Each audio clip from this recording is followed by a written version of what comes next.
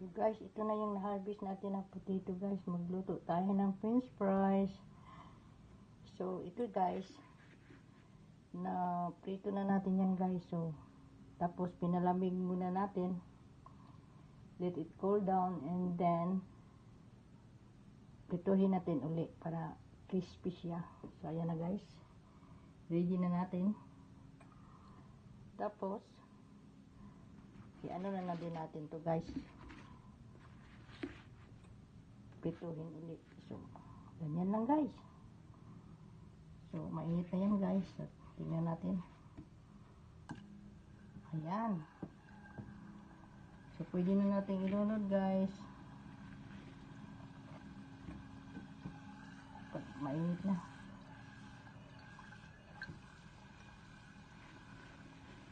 So ganyan lang guys. Para medyo crispy yung lulutuin natin. Ayan.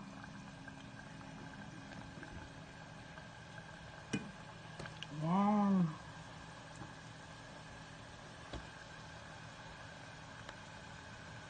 So, ayan guys. Crispy na yan mamaya. Thank you for watching guys.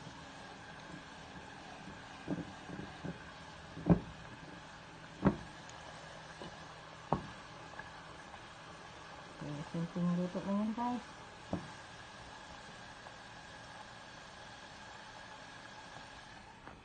Ayan guys, diba?